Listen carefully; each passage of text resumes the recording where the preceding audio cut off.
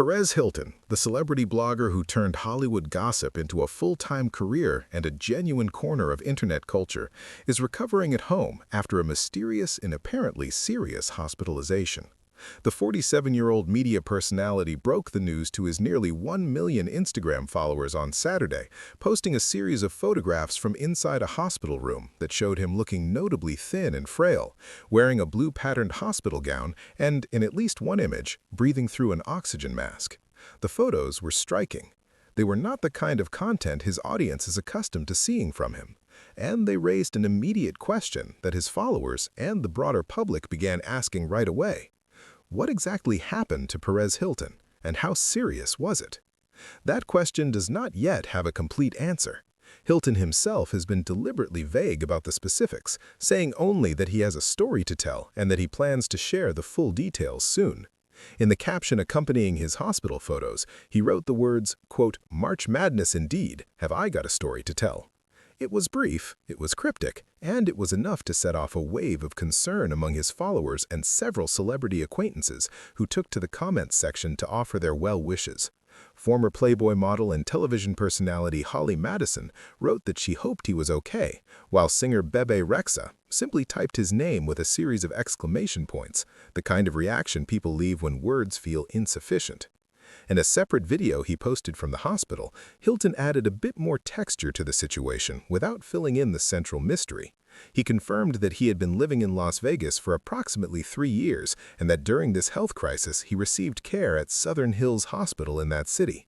He was effusive in his praise for the medical staff, saying, and these are his words, that he would not be home already if it were not for the doctors and nurses who cared for him.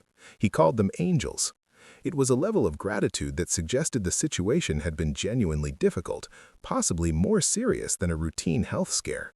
So what was it about this hospitalization that prompted that kind of response? Again, the specifics remain undisclosed. Hilton has said he plans to release a full video on his YouTube channel on Monday, covering what he described as the saga he went through.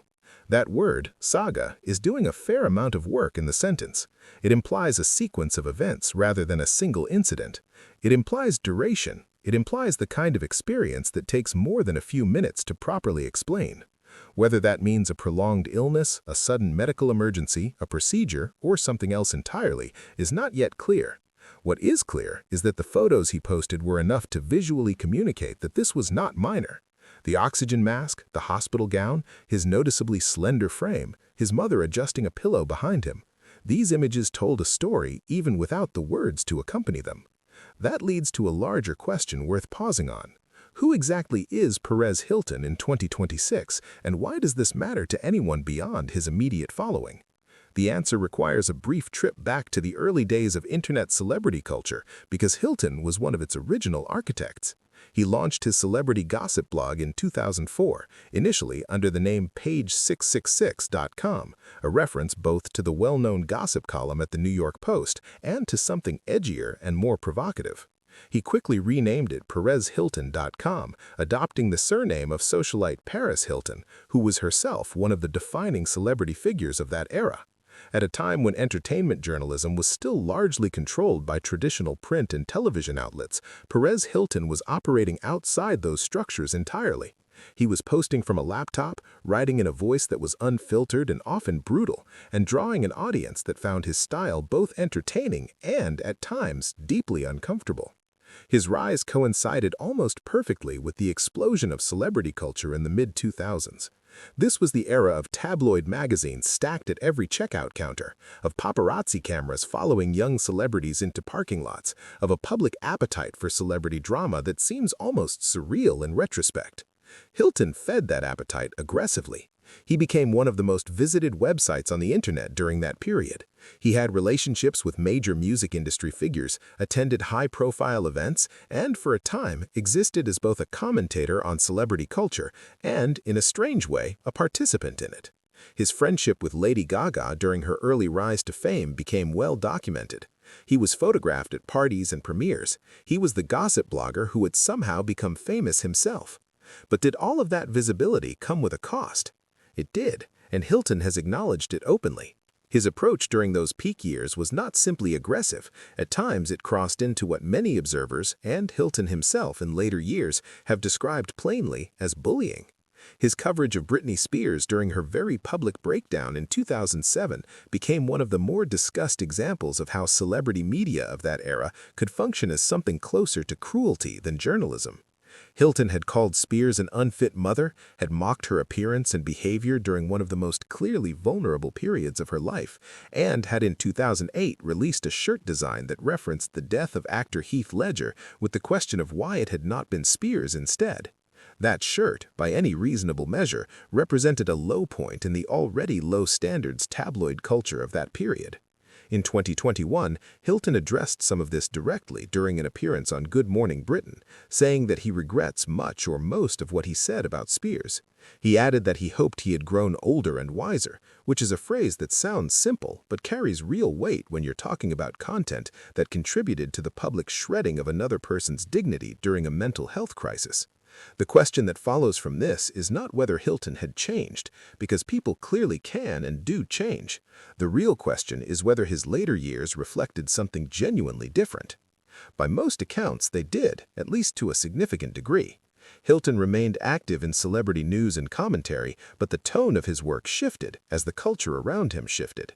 The aggressive take-no-prisoners style that had defined his early blog became harder to sustain as public attitudes towards mental health, privacy, and media responsibility evolved. He also became a father, which he has said reshaped his priorities considerably. Hilton is the parent of 3 children, a 13-year-old son named Mario, a 10-year-old daughter named Mia, and an 8-year-old daughter named Maite. All 3 were conceived using his own genetics and born through surrogates with eggs from the same anonymous donor. He wrote about this openly in an essay published by the Huffington Post in 2017, explaining that he had not ruled out adoption, but had felt it was important to him personally to have children who carried his DNA, in part because his own father had died when Hilton was just 15 years old. Having children, he wrote, was a way for his father to live on through them. That is not a small thing to put in a public essay. It's the kind of disclosure that reveals something genuine about a person, and it stood in notable contrast to the more performative version of himself that had dominated the tabloid years. So here is where things stand now. Perez Hilton is 47 years old, living in Las Vegas, recovering at home from a health crisis serious enough to require hospitalization, serious enough to warrant an oxygen mask, serious enough to bring his mother to his bedside, and serious enough that he's reserving the full explanation for a dedicated video rather than a quick caption. He has promised that explanation for Monday. His followers are waiting. Some of them have been following him for 20 years through the gossip wars and the controversies and the reinventions that came afterward. Whatever the medical details turn out to be, what this moment underscores is something that tends to become more clear as people move through middle age and beyond. The version of any person that the public sees at their most powerful or their most provocative is rarely the whole picture.